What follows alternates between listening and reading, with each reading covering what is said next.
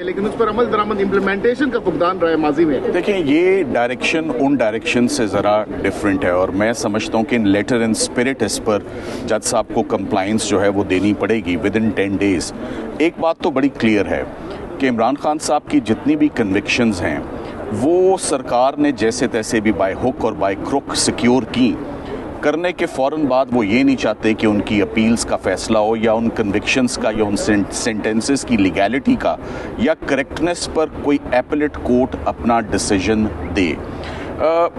सब्र और तहम्मुल का मुज़ाहरा हमने पहले बहुत कर लिया, मीडिया ने भी किया और हमने भी किया कि अपील्स का प्रोसेस जो है वो टाइम कंज्यूमिंग है। कन्विक्शंस का प्रोसेस तेज़ है, अपील्स और रिलीफ और इक्विटल का प्रोसेस जो है लिबर्टी का वो थोड़ा टाइम कंज्यूमिंग है, ये बात तो क्लियर है। मगर खुशाइंद बात ये है कि एक टाइमलाइन जो है वो आज दे दी गई है। कॉन्डक्ट पार्टीज़ का हाई कोर्ट के नोटिस में है कि हु इज़ एट फॉल्ट।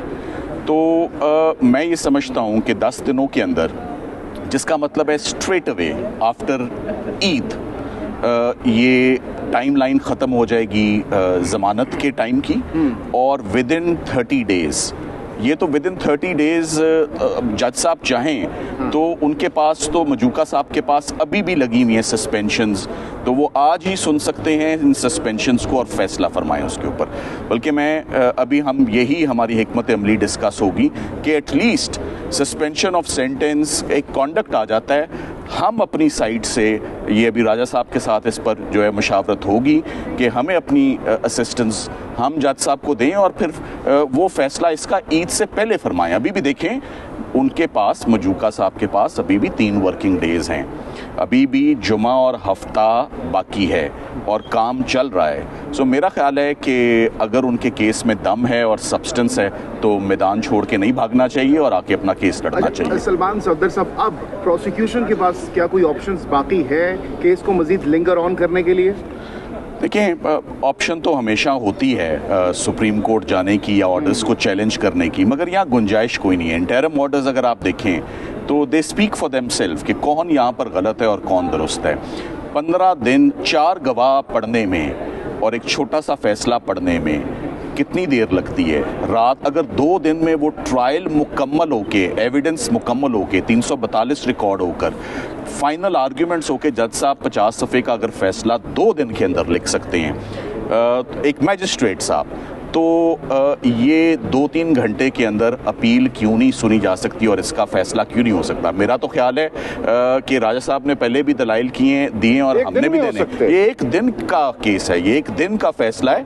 अब मेरा ख्याल है कि ऑल आइज ऑन अफजल मजूका साहब कि वो इंशाल्लाह कितनी जल्दी हमें इसमें इंसाफ देते हैं। मानेका साहब से भी जवाब तलब किया गया था, क्या जवाब उनकी जानिब से जमा कराया गया? देखिए, खावर मानेका साहब, ये आप उनसे प्लीज़ पूछें कि वो किधर हैं, पर मेरा तो ये ख्याल था कि जो यूजुअली कहा जाता है कि डिले क्यों था, पर मैं एक्सपेक्ट करता था कि ये इस्तगासे में भी आया कि 5 बच्चे हैं तो एटलीस्ट उनकी वालदा का ये राइट बनता था कि वो खावर मानेका साहब के 5 बच्चों के साथ अपनी ईद घर पे गुजारती और ये आज इस पर कार्रवाई होती। सो ये जो डिले आ रहा है, जितना भी प्रोसीडिंग्स को सबोटाज करने का, लिंगर ऑन करने का, ये सब खावर मानेका साहब और सरकार की जानिब से। साहब के जो वकील साहब थे ट्रायल में भी और इस अपील में भी, आज उन्होंने कहा कि अब मैं उनका वकील नहीं रहा, वो कोई और वकील करेंगे अपील में।